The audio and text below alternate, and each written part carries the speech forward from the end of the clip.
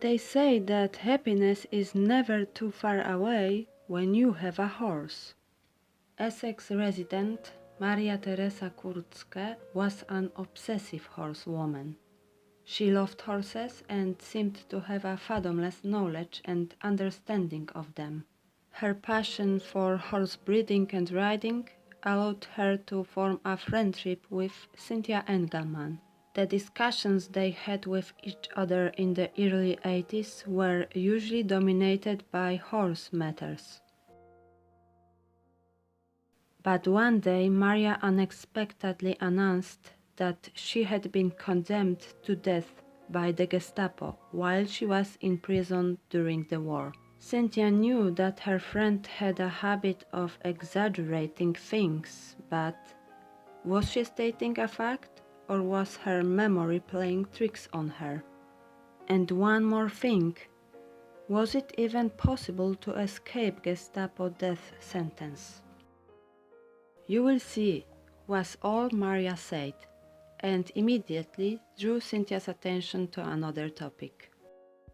However, there were more situations that made Cynthia realize that Maria, always appearing to be super confident and self-opinionated, had probably experienced something terrifying in the past. In 1985, seriously ill Maria gave Cynthia a typescript of her memoir, written in German. "I am not going to live much longer, and I need to know that my book is in safe hands. Maybe you will get it published," she said. Maria died in April 1986, without revealing the secrets of her life. She entrusted Cynthia with this task. After being translated into English, the text revealed the extraordinary story of a young Polish dancer. It was an incredible tale of intrigue, romance, imprisonment, and survival. The story seemed unbelievable. It was like a made-up thriller, but still, it was a thriller about survival in terrible times. Verifying the facts that Maria included in her memoir was impossible in England. At that time, Cynthia tucked the manuscript away on the highest shelf in the broom cupboard. It stayed there for 8 years. In 1995, Cynthia decided to return to the topic of mysterious memoir.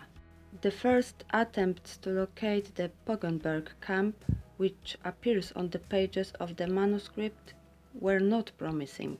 Finally, Cynthia contacted Professor Norman Davis, who suggested to her that the Western Institute in Poznań could help. He also informed her that Poggenberg was the German name for the camp that was now referred to as Żabikowo. The British woman wrote to the Western Institute, and the reply came 2 weeks later. Yes, they knew Poggenberg, and they even have some idea who Maria was. They suggested she had been a member of the AK. Cynthia had no idea what that was at the time. The English in letter was not easy to comprehend, but it was suggested that both Maria and her mother had code names. But this confused Cynthia even more.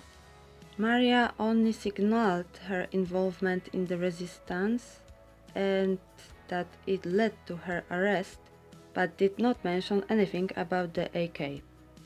Her mother, on the other hand, may have been very active, but Maria didn't even mention her name, always referring to her simply as "my mother." With each letter traveling from England to Poland and back, Cynthia's curiosity increased. The only solution was to decide to travel to Poland. In September 1995, Cynthia's journey inspired by Maria's story began. The main purpose of the trip was to meet Dr. Marian Woźniak, a historian from the Western Institute in Poznań. At first, Dr. Woźniak had been dismissive of the manuscript as being fictional and lacking in historian importance.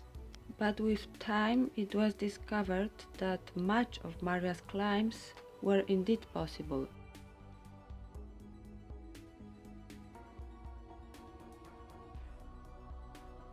During her first visit to Poland, Cynthia walked through the gloomy corridors of Port 7 and visited the grounds of the camp in Żabikowo. Both places were filled with echoes of the unimaginable cruelty of the Nazi occupation. Maria experienced this cruelty. For Cynthia, Dr. Woźniak became an authority on the subject of the German occupation in Poznań.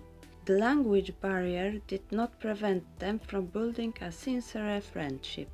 Since the first trip, Cynthia had exchanged many letters with Woźniak. The correspondence was vigorous, but each letter had to be translated word for word. At that time, the historian was working on his life's work, the Encyclopedia of the Greater Poland Conspiracy, 1939-1945. Dr. Woźniak knew that he needed material to fill some of the holes in the incomplete archives. The idea was to use television to encourage a generation of people who might remember something to come forward. In 1997, the first documentary film dedicated to Maria was made. It was directed by Dorota Latour. It was her who suggested to Cynthia that her own story of how she had explored the background of Maria's story would make an interesting read in itself. Me write a book? Impossible, thought Cynthia. But the seed had been sown.